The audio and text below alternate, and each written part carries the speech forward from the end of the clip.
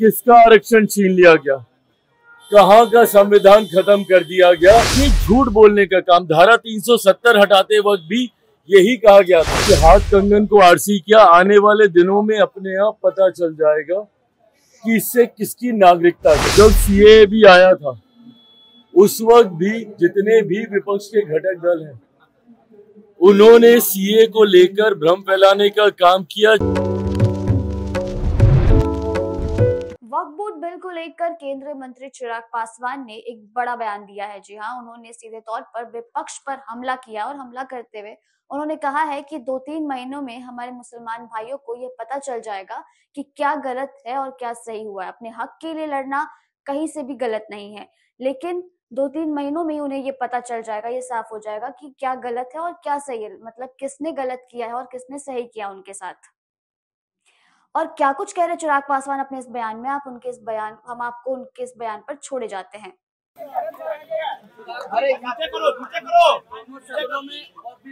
पास हो गया है, क्या कहेंगे? लगातार विरोध किया जा रहा है। देखिए, ये विपक्ष नीचे करो। विपक्ष ने हमेशा से जब एनडीए की सरकार कोई भी ऐसे कानून को लेकर आई है या ऐसे बिल लेकर आई है या ऐसे संशोधन लेकर आई है जिसने समाज के गरीब वर्ग को मुख्य धारा के साथ जोड़ने का कार्य किया, विपक्ष ने हमेशा इसको लेकर भ्रम फैलाने का काम किया। फॉल्स नैरेटिव सेट करना, विपक्ष ने हमेशा इस कार्य को करने का काम किया है।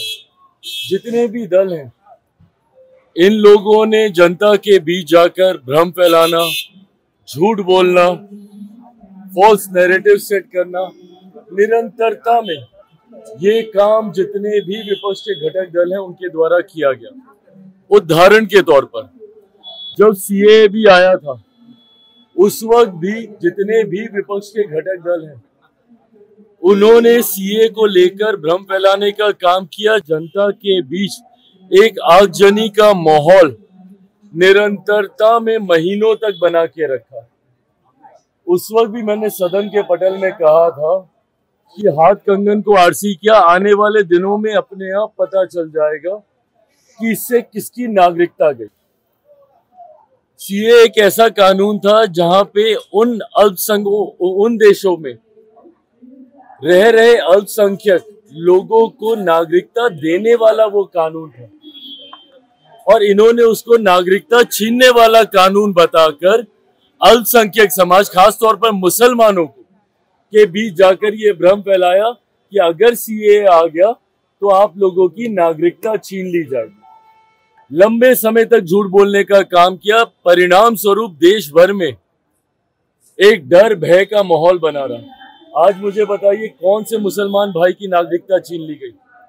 ये उन देशों में रह रहे अल्पसंख्यक समुदाय के लोगों को नागरिकता देने का कानून था जहां पे बहुसंख्यक मुसलमान थे, बट इन्होंने लोगों के बीच में, भारत में रह रहे मुसलमानों के बीच में भ्रम फैलाने का काम किया, ये कहकर कि इसमें मुसलमानों को नागरिकता नहीं दे रहे इसलिए आप लोगों की नागरिकता छीन ली जाएगी। ये झूठ बोलने का काम। धारा 370 हटाते वक्त भी यही कहा गया था कि अब धारा 370 अगर हट गई तो देश भर के मुसलमानों को बर्बाद कर दिया जाएगा, निकाल दिया जाएगा।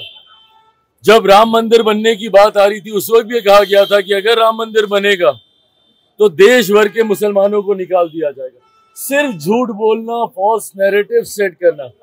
इस लोकसभा के चुनाव में इन्होंने क्या किया? बार बार ये कह रहे थे कि अगर मोदी सरकार तीसरी बार आ गई तो आरक्षण समाप्त हो जाएगा, लोकतंत्र की हत्या कर दी जाएगी, संविधान समाप्त कर दिया जाएगा। जवाब देना विपक्ष के तमाम घटक दल, किसका आरक्षण छीन लिया गया, कहां का संविधान खत्म कर दिया गया, या फिर किस मुसलमान की नागरिकता छीन ली गई? सिर्फ झूठ बोलकर, डर का माहौल बनाकर आप अपने वोट बैंक को संभाल के रखते हैं। ये सोच गलत है। आज पुनः ये जो संशोधन विधेयक आया है वक्फ को लेकर, पुनः इसमें झूठ बोला जा रहा है कि ये मुसलमानों के हित में नहीं है, मुसलमानों की जमीन को छीनने का ये काम करेगा, जबकि स्पष्ट तौर से कहा गया है कि ये रेट्रोस्पेक्टिव है।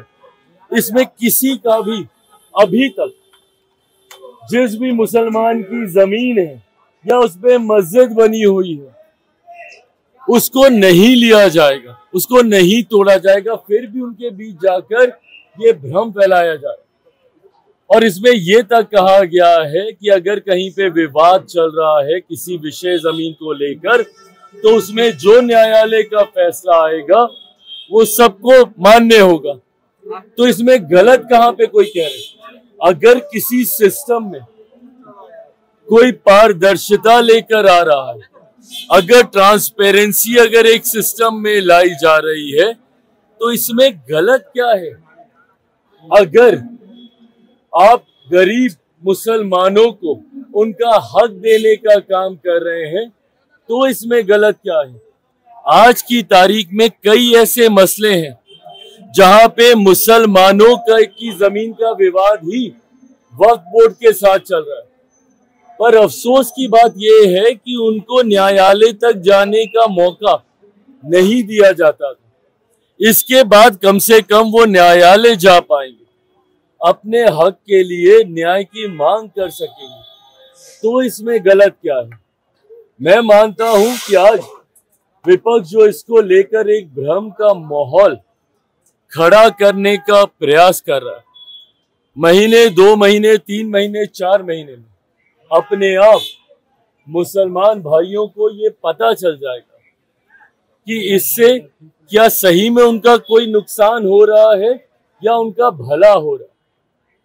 हमेशा की तरह जिस तरीके से विपक्ष उनको डराता रहा और पिछले 10 सालों में मोदी सरकार, केंद्र की हमारी एनडीए की सरकार के द्वारा लिए गए कानूनों को लेकर उनको डराने का काम करता रहा, पर इन 10-11 सालों में जनता और खास तौर पे अल्पसंख्यक समाज इस बात को समझ चुका कि ऐसा कुछ नहीं हुआ।